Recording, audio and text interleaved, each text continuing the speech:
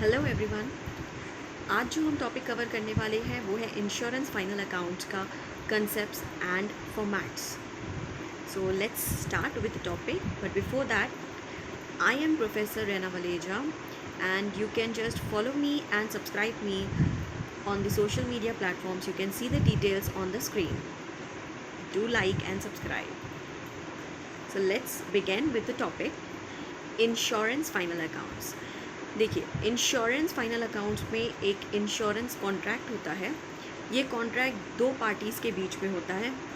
एक पार्टी होती है इंश्योरर और दूसरी पार्टी होती है इंश्योर्ड। इंश्योरर एक ऐसा पर्सन, ऐसी एक ऑर्गेनाइजेशन, ऐसा एक कंपनी जो आपको इंश्योरेंस दे रहा है, प्रोटेक्शन दे रहा है, एक काइंड ऑफ कि अगर इन केस कुछ इंसिडेंट्स हो जाता है जो आपकी पॉलिसी में लिखा हुआ रहेगा, अगर वो इंसिडेंट्स हो जाता है तो जितना भी आपका नुकसान हुआ वो आपको इंश्योरेंस कंपनी भर के देगा।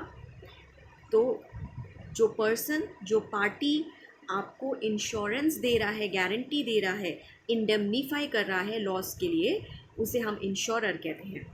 और जिस पर्सन को ये चीज़ें सब मिल रही है, बेनिफिट मिल रहा है, इंश्योरेंस मिल रहा है, प्रोटेक्शन मिल रहा है, उसे हम इंश्योर्ड बोलते हैं।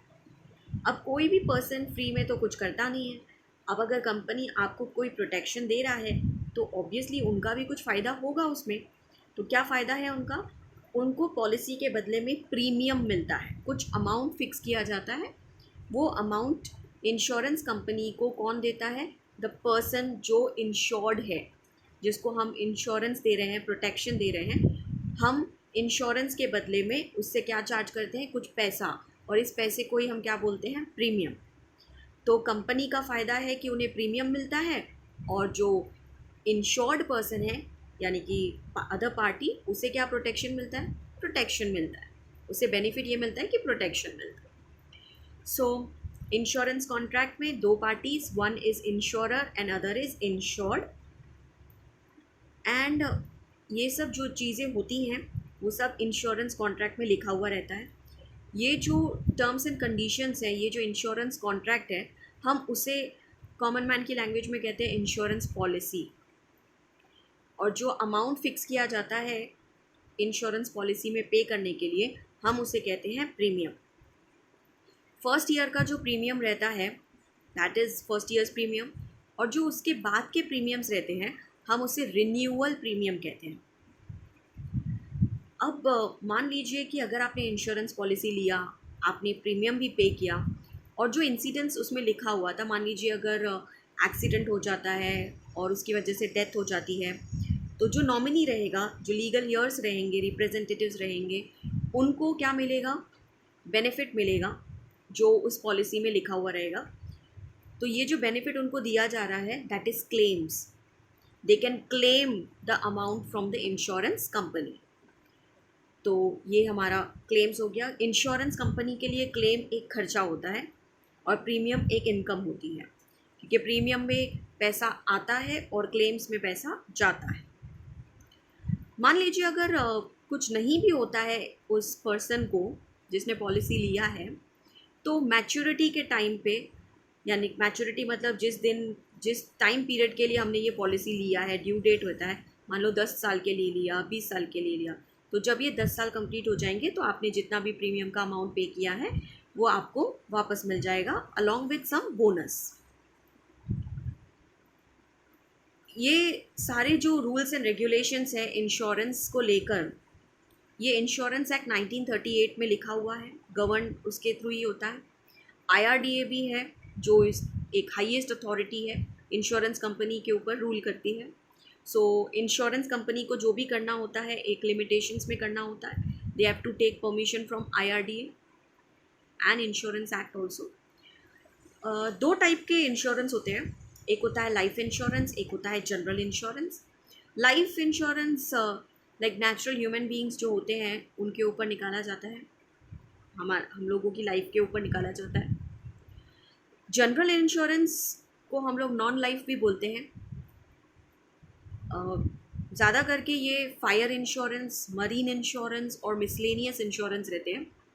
फायर मतलब आग, मरीन मतलब पानी के थ्रू, एंड मिसलेनियस मतलब मिक्स, मतलब इन दोनों को छोड़ के अगर और कोई भी आप इंश्योरेंस निकालते हो तो आप मिसलेनियस इंश्योरेंस में आ जाते हैं। ये फॉर्मेट है रेवेन्यू अकाउंट का। नेम ऑफ इंश्योरर सबसे पहले हमें लिखना पड़ता है, यानी कि कंपनी कौन सी है जो जिसका हम अकाउंट बना रहे हैं। Registration number, date of registration with the IRDA।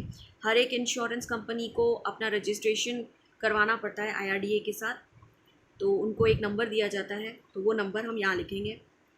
ये form B-RA, that is form B revenue account. ये ऑब्जेक्टिव टाइप क्वेश्चन के लिए बहुत इंपॉर्टेंट है।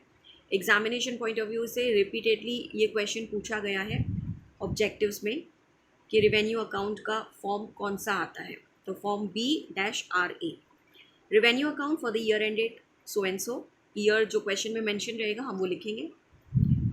आप देख सकते हो कॉलम्स जो हमने बनाए हैं वो है पर्टिकुलर्स, शेड्यूल का column, and then current year's amount and previous year amount. Practical life की बात करूँ इंश्योरेंस कंपनी का, तो येस आपको 2 साल के अमाउंट्स लिखने पड़ते हैं, but examination point of view से अगर मैं बात करूँ तो 99% प्रीवियस ईयर के अमाउंट्स नहीं मेंशन किए हुए होते हैं, तो हमें एक अमाउंट भी सफिशिएंट है। But this is the actual format. First is premiums earned. अब इंश्योरेंस कंपनी के पॉइंट ऑफ व्यू से सोचना है, तो इंश्योरेंस कंपनी के पॉइंट ऑफ व्यू से अगर हम सोचेंगे तो उनके लिए प्रीमियम्स अर्नड एक इनकम होती है, तो ये हम शेड्यूल नंबर 1 में लिखेंगे। इसके अलावा भी इंश्योरेंस कंपनी को इनकम्स होती हैं, जैसे कि profit oblique loss on sale और रिडम्पशन ऑफ इन्वेस्टमेंट। अब कोई भी कंपनी इतना प्रीमियम का अमाउंट आया तो करेगा क्या, पैसा इतना सारा आएगा तो कहीं ना कहीं तो इन्वेस्टमेंट करेगा, तो ये जो इन्वेस्टमेंट किया उसने तो उसको हमें बेचना भी पड़ता है, कभी रिडीम भी हो जाते हैं। तो हमने जहाँ पे भी इन्वेस्टमेंट किया हो, मान लो हाउस प्रॉपर्टी लिया हो या किसी दूसरे कंपनी के शेयर्स लिए हों, तो हमने अगर उसे बेचा तो कभी लॉस भी हो जाता है और कभी प्रॉफिट भी हो जाता है। तो प्रॉफिट हो या लॉस आप यहाँ पे सेकेंड में लिख दोगे।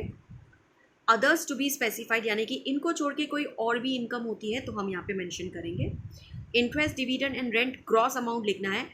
इंटरेस्ट, आप अगर दूसरे कंपनी के डिबेंचर्स में इन्वेस्टमेंट करते हो तो आपको इंटरेस्ट मिलता है, दूसरे कंपनी के शेयर्स में इन्वेस्ट करते हो तो आपको डिविडेंड मिलता है, और अगर मान लो अपने हाउस प्रॉपर्टी में इन्वेस्ट किया हुआ है, आपके पास प्रॉपर्टीज़ हैं, तो आपको उसके बदले में रेंट मिलता है। तो ये सारी इनकम्स हैं। पॉइंट नंबर 1, 2, 3, 4 जो है वो सारी इनकम्स हैं जो इंश्योरेंस कंपनी को मिलता है। हालांकि ये 4 पॉइंट्स लिखी हुई है, लेकिन आप देख सकते हो शेड्यूल नंबर हमने सिर्फ प्रीमियम को दिया हुआ है। उसके बाद हम इन सारे इनकम्स को टोटल कर लेंगे तो हमें मिलेगा टोटल ऑफ A। उसके बाद आते हैं एक्सपेंसेस के ऊपर। तो point number 1, 2, 3 again you can see claims incurred. Insurance company का सबसे मेजर खर्चा होता है क्लेम्स। ये इंश्योरेंस पॉलिसी होल्डर को हमें क्लेम्स देने होते हैं। हम प्रीमियम रिसीव करते हैं तो पैसा भी तो देना पड़ेगा क्लेम्स के लिए, तो क्लेम्स इनकर्ड इंश्योरेंस कंपनी का एक्सपेंसेस शेड्यूल नंबर 2 में जाएगा। इसके अलावा जो इंश्योरेंस एजेंट होते हैं जो पॉलिसीज़ निकालते हैं, हम उनको कमीशंस भी प्रोवाइड करते हैं, तो इंश्योरेंस कंपनी के लिए ये तो एक एक्सपेंस हो गया, तो इसीलिए कमीशन एक्सपेंसेस में आया है और इसके लिए हमने एक सेपरेट शेड्यूल बनाया है, दैट इज़ शेड्यूल नंबर 3।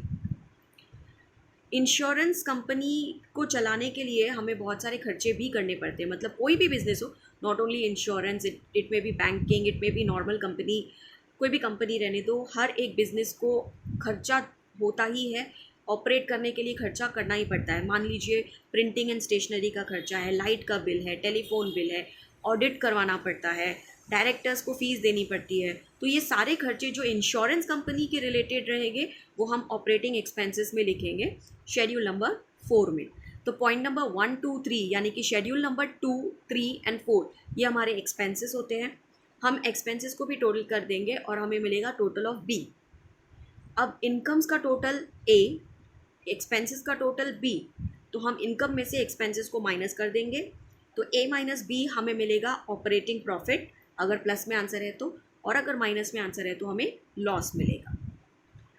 उसके बाद appropriation.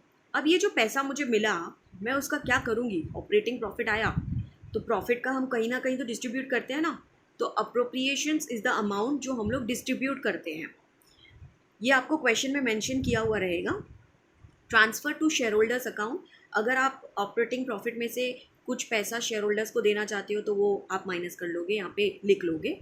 Transfer to catastrophe reserve, catastrophe reserves ऐसे रिजर्व्स होते हैं जो हम मुसीबत के लिए रिजर्व करके रखते हैं, जैसे कि नेचुरल कैलामिटीज़ आती हैं, फ्लड्स आते हैं, सुनामी आते हैं, उस दौरान इंश्योरेंस कंपनी के पास बहुत सारे क्लेम्स आ जाते हैं। तो अचानक से इंश्योरेंस कंपनी इतना पैसा कहाँ से लेकर आएगा? तो इसीलिए इंश्योरेंस कंपनी हर साल अपने इस ऑपरेटिंग प्रॉफिट में से कुछ अमाउंट कैटेस्ट्रॉफ रिजर्व के लिए रिजर्व करके रखता है। सो ये अमाउंट हम लोग वहाँ पे रिजर्व करके रखेंगे। ट्रांसफ़र टू अदर रिजर्व्स, अगर आपको बोला गया है क्वेश्चन में कि ये पर्टिकुलर टाइप ऑफ रिजर्व आपको क्रिएट करना है तो you have to maintain it. उसके बाद हमें मिलेगा टोटल ऑफ सी, इन तीनों को आप माइनस करके एक अमाउंट लिखा दोगे सी। So this was revenue account. Revenue account में आप देख सकते थे शेड्यूल नंबर 1 था प्रीमियम का। तो लेट्स सी प्रीमियम को हम किस तरीके से कैलकुलेट करते हैं। This is schedule number 1 premium. सबसे पहले प्रीमियम रिसीव्ड, दो जगह से मुझे प्रीमियम रिसीव होता है, एक होता है डायरेक्ट बिजनेस से, एक होता है री इंश्योरेंस से। डायरेक्ट बिजनेस जो मेरा खुद का बिजनेस है, मेरी कंपनी है वो।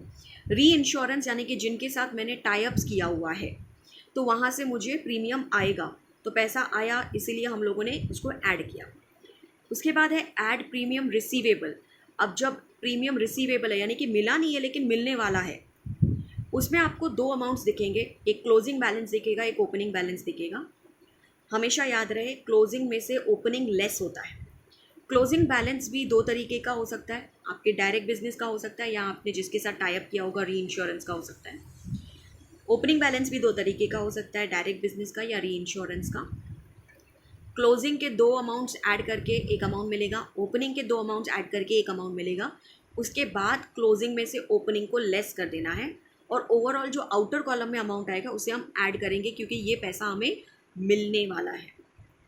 उसके बाद है लेस प्रीमियम्स पेएबल, ये हमें पे करना है, तो हमारे हाथ से पैसा जाने वाला है, गया नहीं है लेकिन जाने वाला है, तो इसीलिए हम लोग उसको लेस करेंगे। इसमें भी दो अमाउंट आपको दिखेंगे, क्लोजिंग बैलेंस और ओपनिंग। तो सिंपल फॉर्मूला, क्लोजिंग में से ओपनिंग लेस होता है, तो closing balance minus opening balance. तो आउटर कॉलम में हमें एक और अमाउंट मिलेगा जिसे हमें क्या करना है, लेस करना है। लेस प्रीमियम पेड, ये अमाउंट ऑलरेडी हम लोग पे कर चुके हैं, जिनके साथ हम लोगों ने टाई अप किया उनको हम लोगों ने प्रीमियम्स दिया, तो मेरे हाथ से पैसा गया, तो इसके लिए लेस होगा। फर्स्ट सेकंड जो अमाउंट है आउटर कॉलम में वो ऐड होंगे और थर्ड एंड फोर्थ जो अमाउंट है वो लेस होगा। तो आपको क्या मिल जाएगा, नेट प्रीमियम्स, आपने कितना पैसा अर्न किया है। सिंपल सा फंडा है, पैसा आया तो ऐड करो, गया तो लेस करो। नेक्स्ट फॉर्मेट है हमारा क्लेम्स का, शेड्यूल नंबर 2। क्लेम्स पेड में देखो पॉइंट ऑफ व्यू क्या रखना है, जब प्रीमियम था तो इनकम्स थी तो इनकम का पॉइंट ऑफ व्यू रखना है। यहाँ पे मैं कैलकुलेट कर रही हूँ मेरा खर्चा, एक्सपेंसेस, तो मुझे पॉइंट ऑफ व्यू वैसा ही रखना है। क्लेम्स, तो मैं खर्चा निकाल रही हूँ कि मेरा खर्चा कितना हुआ है, तो क्लेम्स पेड डायरेक्ट इंश्योरेंस का और री इंश्योरेंस का भी हो सकता है, direct business and re insurance का। डायरेक्ट मतलब आपका खुद का और री इंश्योरेंस मतलब जिनके साथ आपने टाई अप किया हुआ है, तो आपने पे किया तो आप डायरेक्ट और री इंश्योरेंस दोनों अमाउंट लिख दोगे। ऐड क्लेम्स पेएबल, इतना पैसा देना बाकी है, देना तो है, तो इसमें भी दो अमाउंट्स आ सकते हैं आपको, क्लोजिंग और ओपनिंग।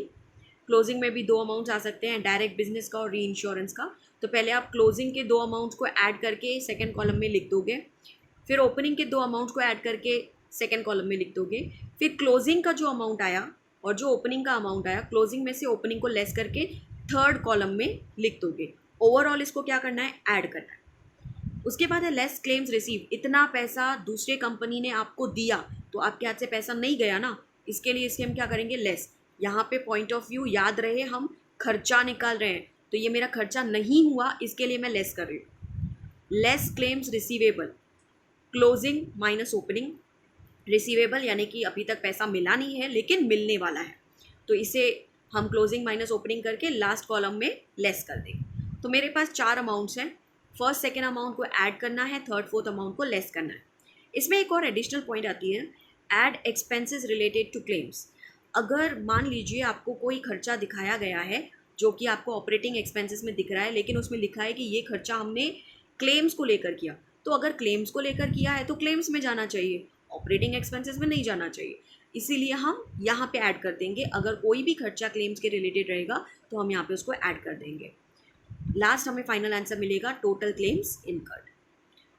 उसके बाद शेड्यूल 3 हमारा कमीशन आता है। वेरी सिंपल, जितना पैसा आपने दिया वो आप लिख दोगे। शेड्यूल 4 ऑपरेटिंग एक्सपेंसेस रहते हैं। वेराइटी ऑफ एक्सपेंसेस रहेगा उसमें, printing and stationery, telephone expenses, director fees, auditor fees, depreciation, ये सब अमाउंट्स हम लोग लिखेंगे। So this was all about revenue account and उसके सारे शेड्यूल्स। आई होप सब लोगों को समझ में आया होगा। Thank you very much for watching the video. Please like and subscribe to my channel and keep watching. I will keep uploading the same videos like these videos. Thank you so much.